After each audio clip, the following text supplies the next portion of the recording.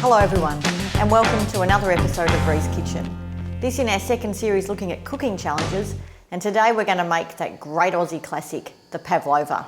Now we've got a stack of ingredients here in front of us today, so we're just going to take our time going through them in the three different sections: our base, our traditional topping, and a new and exciting topping that I'd like to share with you.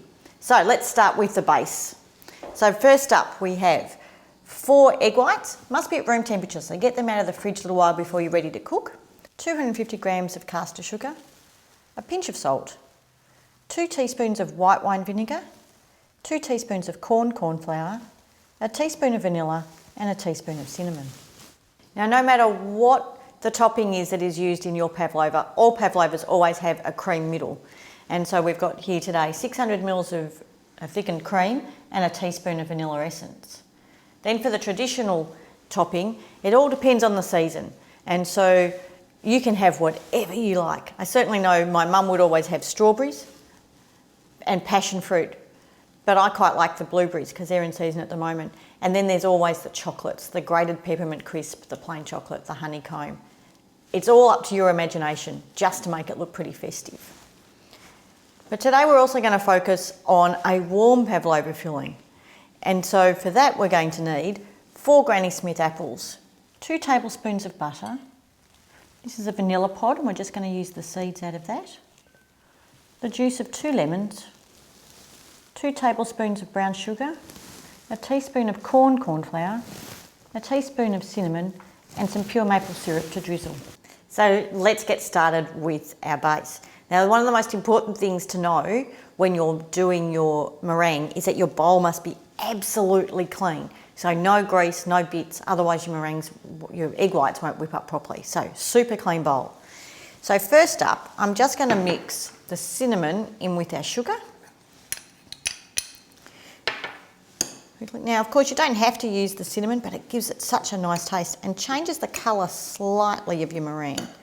But just give that a mix through so it's fairly even. All right. So now with our egg whites. Now, if you're not sure what to do, of course, with your egg yolks, it's perfect for making crema catalan, which you'll see in episode 1.5. All right, that's our 4 egg whites in. So now I'm just going to whip them up until they're quite frothy. It'll only take a minute or 2. That's at frothy. And by frothy, of course, I mean looking a little sudsy, like in your dishwashing liquid. So now we need to add our other ingredients. So a pinch of salt, the vinegar, and the corn flour. And I'm now going to whip that until it's glossy, which will take about 4 or 5 minutes.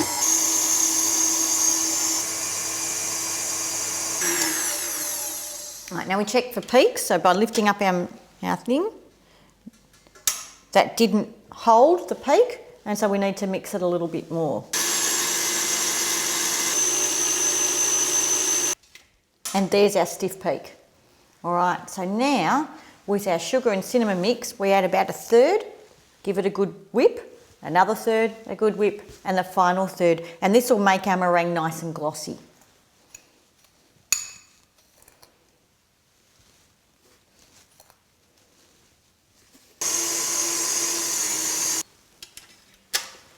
So the second 1/3, you can see how the cinnamon is changing the colour of the meringue a little bit. Right, now for the final 1/3, I'm just going to mix in to make sure that everything on the edge is mixed in. So the last of the sugar.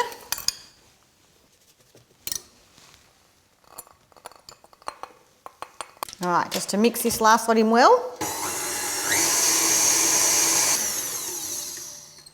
So I know I'm at the right point because I could see the tracks made by my mixer that are holding inside. And as you can see there, it's thick and rich and glossy, just perfect. So now we just need to add our vanilla and we just fold this in on the lowest fold, or you can use your spatula, and I'm actually going to do it with my spatula because I don't want to risk over mixing now because I'm at the right point. and then gently fold that through. We're not trying to whip, we're just trying to fold that in. All right, so now it's time to put this all together. I've got my oven on 100 degrees centigrade, just coming up to temperature. Now we need to put some parchment paper or greaseproof paper down on our baking tray. And the easiest way to get a great shape is to draw the shape on first. So if you're making one large one for the family, a dinner plate with a pencil around will give you about 20 centimetre circle, which is perfect. But I'm making 6 individuals today, so I've used a ramekin dish to get me that shape. So here's what the piece of paper looks like. So each circle. Now don't forget you need to turn the piece of paper upside down so you're not actually putting pencil on the bottom of your meringue. Now I want each one to be about 2 centimetres high with a bit of a dip in the middle, just so that I can fill it up with all of that gorgeous filling that we're going to make. So, look at that, isn't that just luscious looking?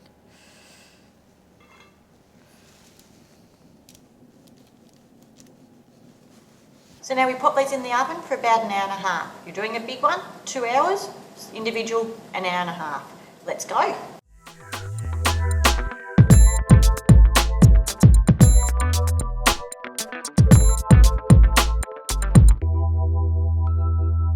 So now it's time to put our apple filling together. So peel, core and dice into about centimetre chunks your apple. And then we just with the lemon juice just to help stop it going brown. Oops, missed a seed.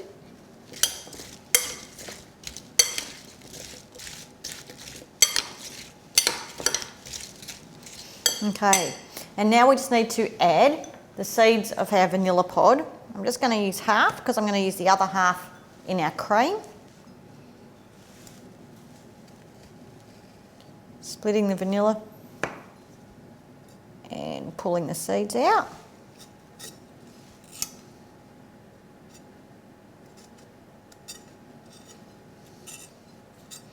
Throw the pod in because that'll still give some extra flavour. And add the rest of our ingredients. Brown sugar or cinnamon. A little bit of corn flour. Toss everything round. And the butter. So now we'll pop it in a baking dish, trying to keep it at a single level, so not too piled and evenly spread in the dish. And we'll pop it in at 200 degrees for 30 minutes until it's nice and soft.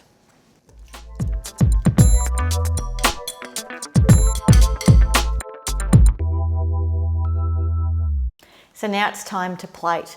So we've got all of our ingredients ready to go.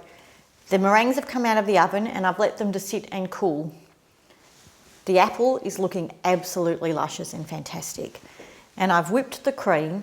No, don't forget to add the teaspoon of vanilla essence and just the seeds out of the other half of the vanilla pod.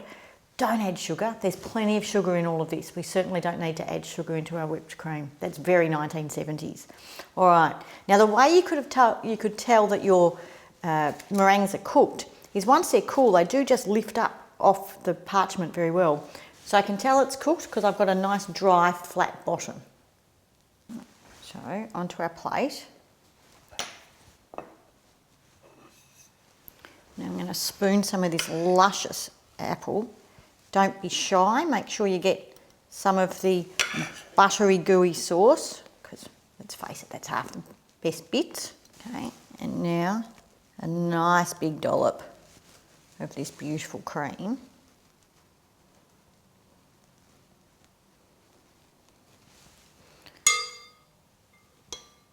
And just to make it extra decadent, just the tiniest drizzle of maple syrup.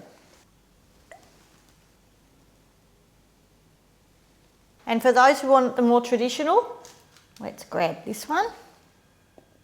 So this time, as traditionally we would, we add the cream first.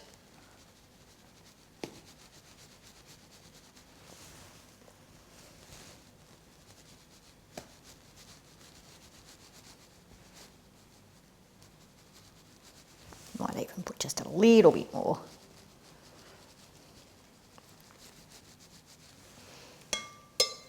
And to decorate, I've just hulled and sliced some of my strawberries. Throw in a couple of our blueberries for colour. Now it wouldn't be a pav without passion fruit. And then just because I can, and I've smashed up some peppermint crisp and some chocolate, plain chocolate, I'm going to sprinkle that over the top.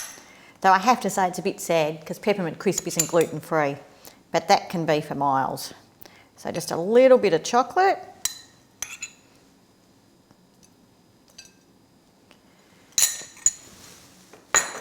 And now the tough choice, which one to taste?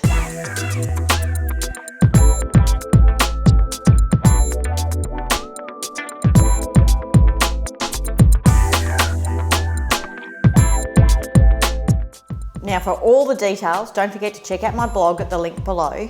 And now it's the best bit, as always, the eating. Which one to choose? I think I'm going to go for the apple. Oh, did you hear the crunch of that meringue?